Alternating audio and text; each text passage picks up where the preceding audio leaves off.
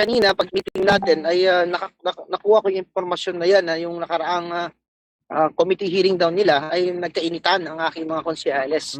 Hindi naman ibig sabihin nagkakainitan na hindi magkakaibigan. Yes. Ang ibig sabihin niyan, ang demokrasya ay diyan. Kailangan talaga na mas maganda yung nagdidiskusyon sa lamesa Tama.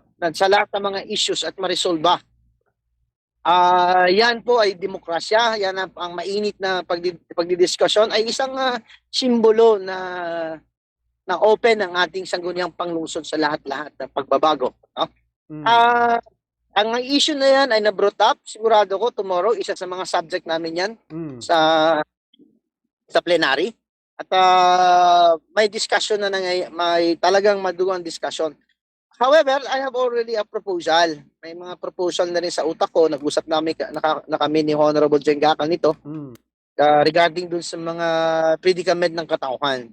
So, as of this time, hindi ko pa rin po alam kung ano ang color ng public market natin kasi hindi natin napasukan yan. Hindi natin nabigyan ng hindi natin naipasok sa isa sa mga buildings ng gobyerno ang ating mga structural engineers.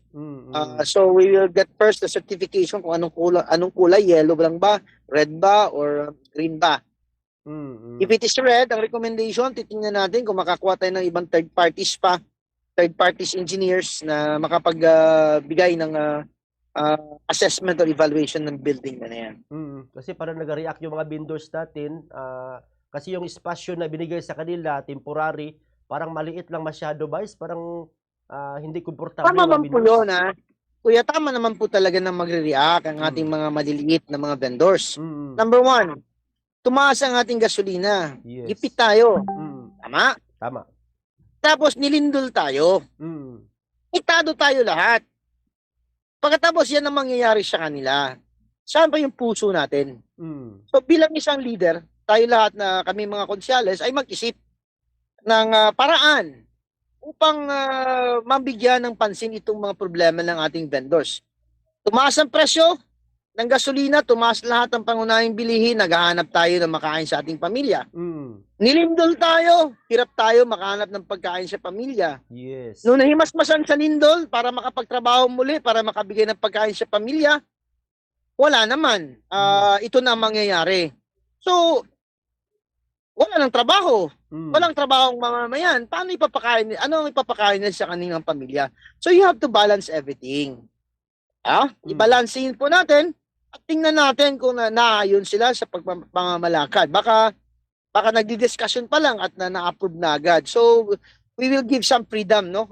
We will give both the city councilors, the good gentlemen, Atindido and Cesar Banyas na makipag-discussion tomorrow. So, at abangan ito bukas, itong mainit na discussion regarding dyan sa palengke natin at drainage sa Vice. Opo. Kasi yung palengke is an interest of the people of Jensen. Tama. It is not only in interest of the city government but the entire city of General Santos. Dahil dyan na kinukuha halos lahat ng pagkain sa Molengke. Dyan bumibili ng mga gulay, dyan bumibili ng mga isda. At lahat ng mga pobre katulad ko, wala akong pupuntahan na palengke kundi ang aking public market na pinakamamahal.